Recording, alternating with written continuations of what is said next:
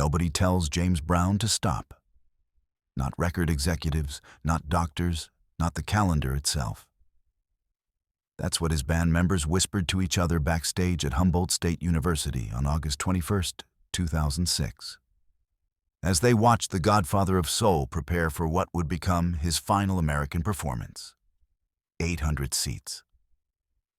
After 50 years of selling out arenas, after commanding crowds of tens of thousands, after becoming the most sampled artist in hip-hop history, James Brown was about to perform in a college theater that held fewer people than most of the clubs where he'd started in the 1950s. But if the venue bothered him, his face didn't show it. He adjusted his costume with the same meticulous attention he'd given to every performance since Please, Please, Please first hit the radio waves in 1956. The sequins had to catch the light at the right angle.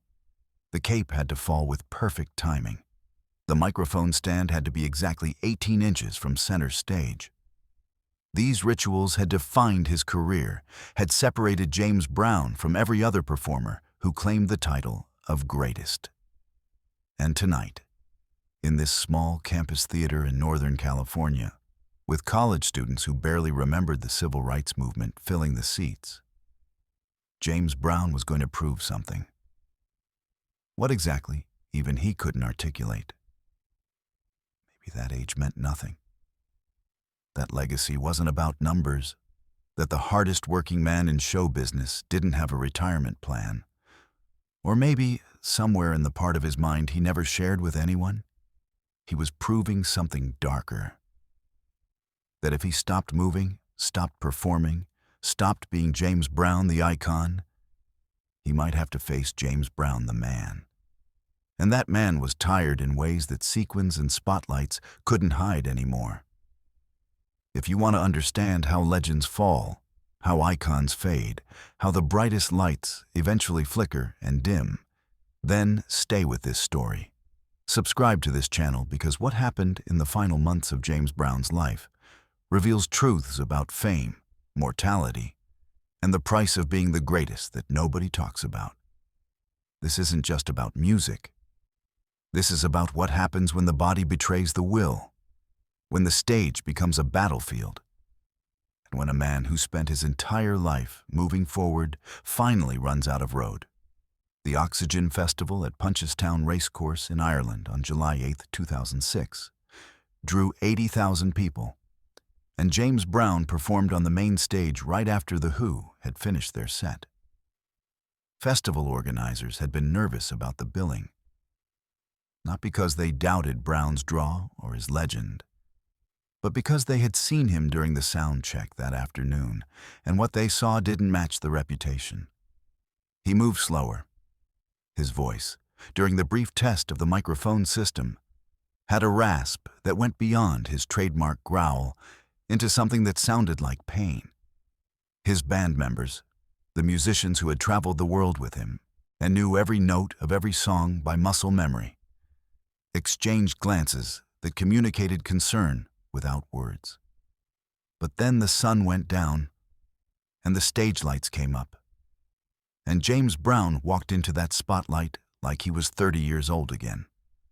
What happened during those 90 minutes became part of festival legend. He delivered the splits. He executed the cape routine with the same dramatic flair that had made it famous. He screamed and shouted and commanded that stage with an authority that made 80,000 people forget that they were watching a man who was old enough to be most of their grandfathers.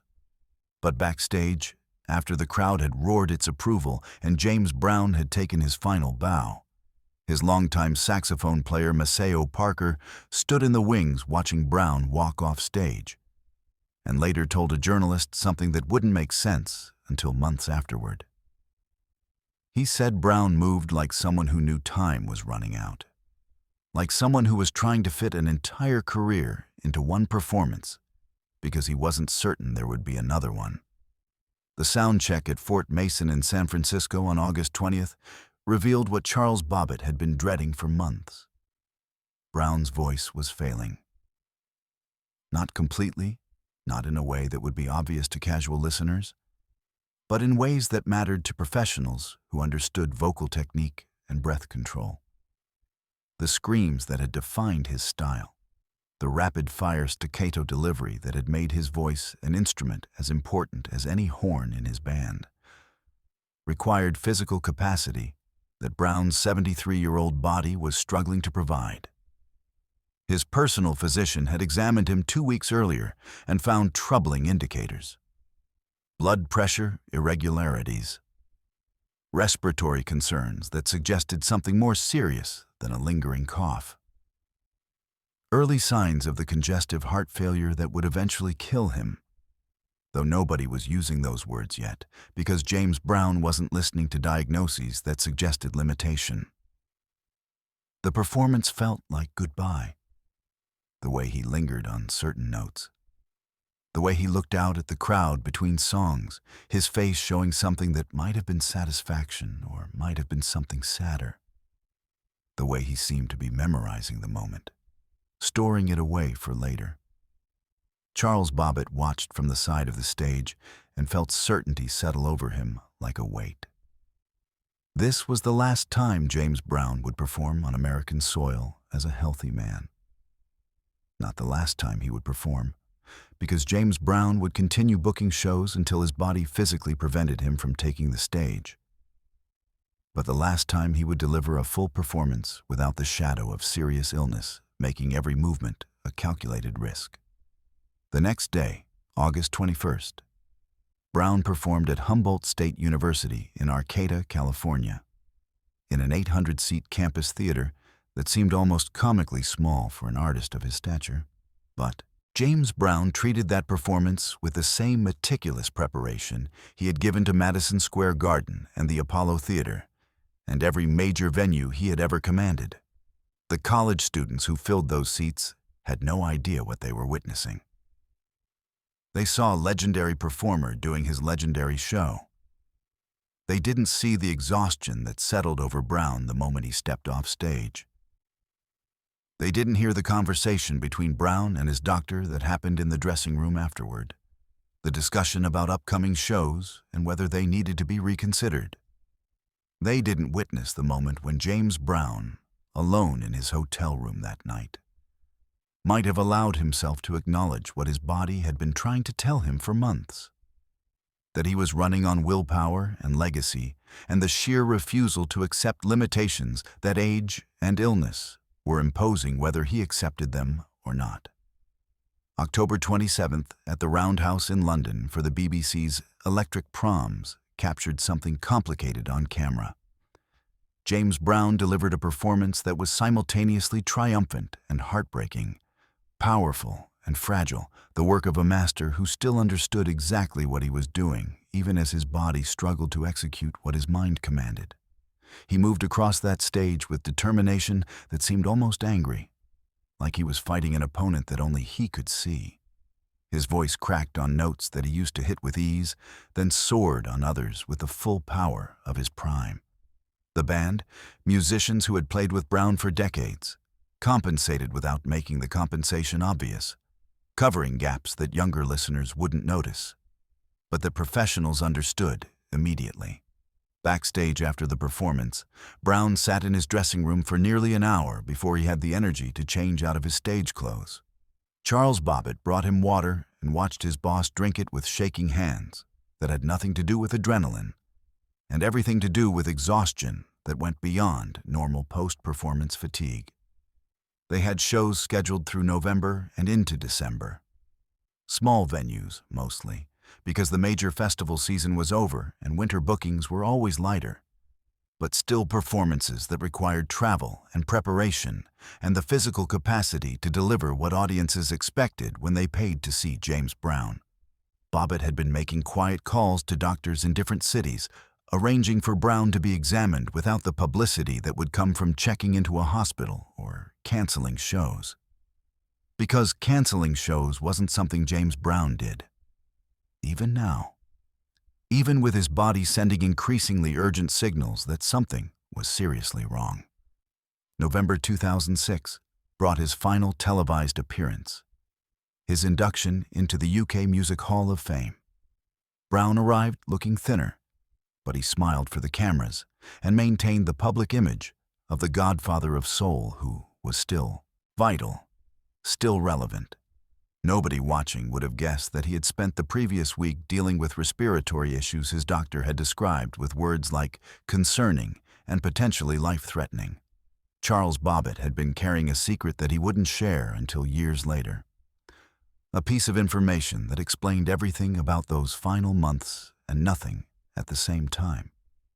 In September 2006, during a routine examination that Brown had only agreed to because it was required for an insurance policy on the tour, a doctor had discovered irregularities that suggested serious cardiovascular problems.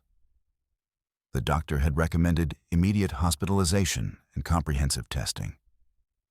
James Brown had walked out of the office without scheduling a follow-up appointment. Bobbitt had pleaded with him, had explained the risks, had used every argument he could construct about legacy and family and the people who depended on him. And James Brown had looked at him with eyes that communicated something beyond stubbornness. Fear. Not fear of death, exactly, but fear of what would happen if he stopped moving. Fear that the moment he admitted he was sick, the moment he canceled shows and checked into a hospital and became a patient instead of a performer, something essential about who he was would evaporate.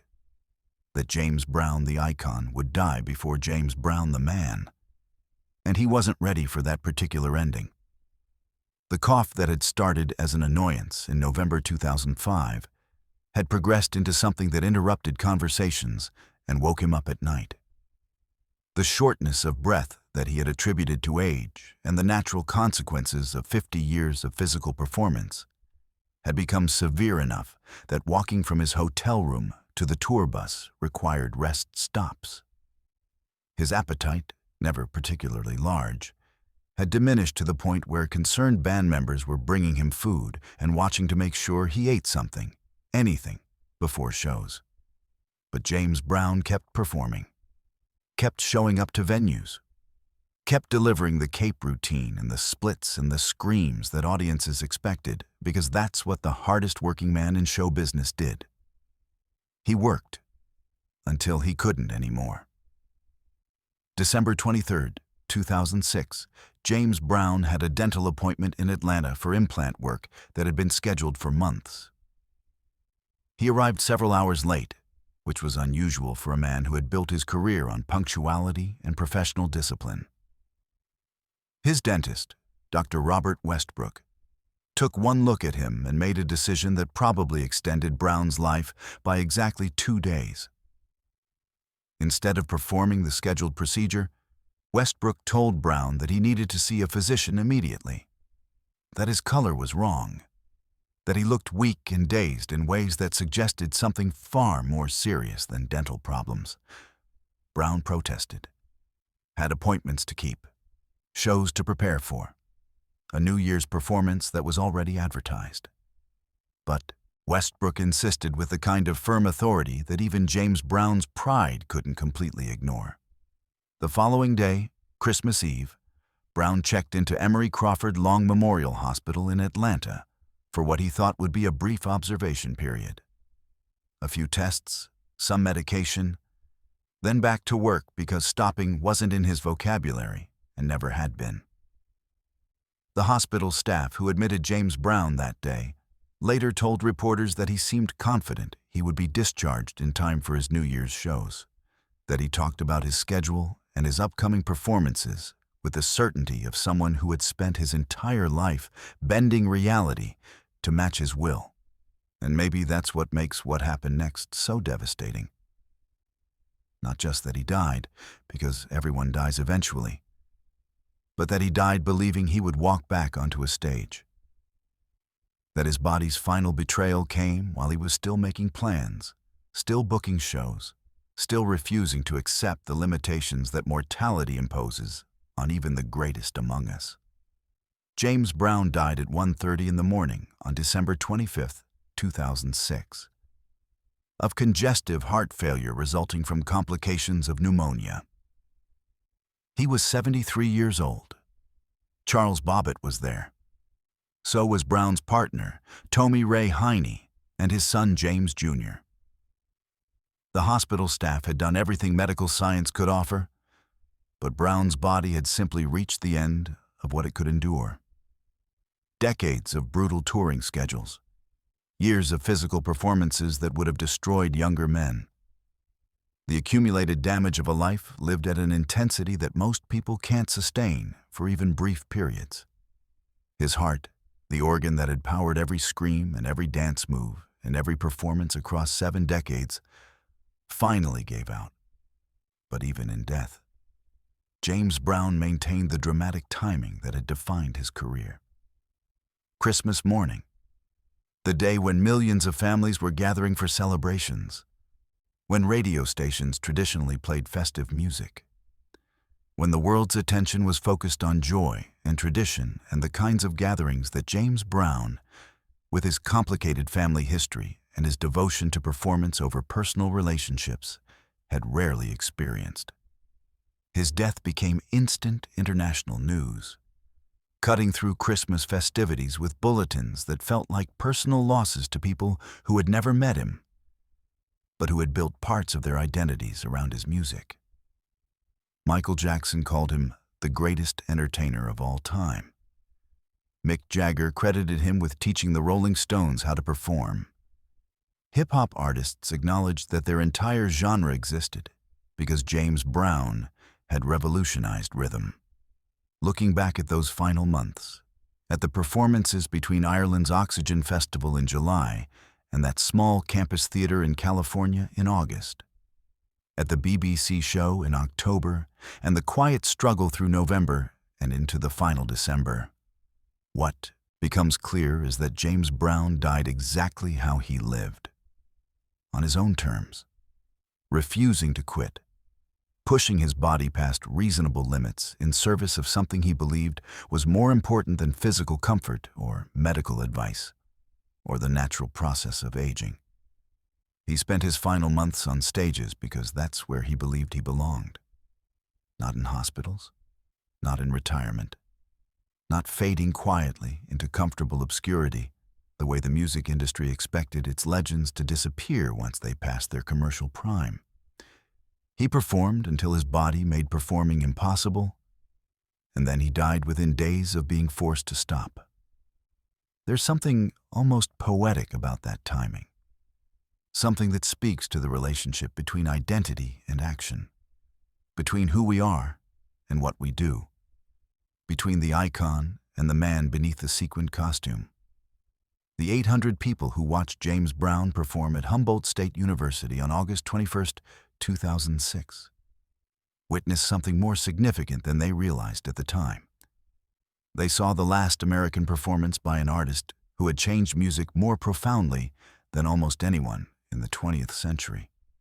They watched a 73-year-old man execute splits and spins that should have been physically impossible, deliver vocal performances that required breath control and power that his failing body could barely provide, and command a stage with authority that transcended physical limitations.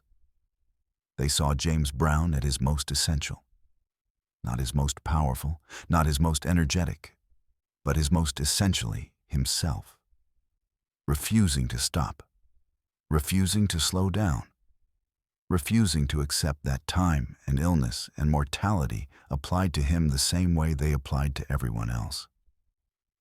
And 4 months later, when the news of his death spread around the world, maybe some of those college students remembered that performance and understood what they had witnessed.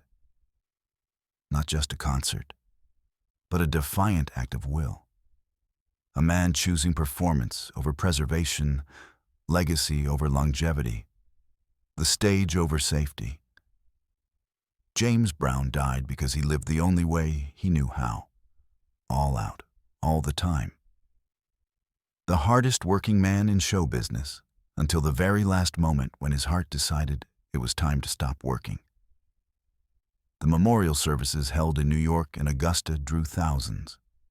The Apollo Theater, where Brown had recorded his legendary live album in 1962, hosted a public ceremony that drew celebrities and fans in equal measure. The James Brown Arena in Augusta, the city where he had been raised in poverty and near abandonment, filled with people paying respects to a man who had transcended his circumstances through talent and determination and refusal to accept the limitations that society tried to impose on him. And in venues around the world, on stages where he had performed and in clubs where his music had shaken walls and moved bodies, people gathered to remember the Godfather of Soul, not the sick man who had died in a hospital on Christmas morning, but the icon who had revolutionized music. The performer who had made 80,000 people in Ireland forget they were watching a 73-year-old man. The artist who had performed in an 800-seat theater with the same intensity he brought to Madison Square Garden. The legend who had refused to stop until stopping was no longer a choice. James Brown's final performances weren't about perfection. They were about something more important than technical excellence or physical capability. They were about will, about the refusal to surrender, about choosing how your story ends, even when your body is writing a different conclusion.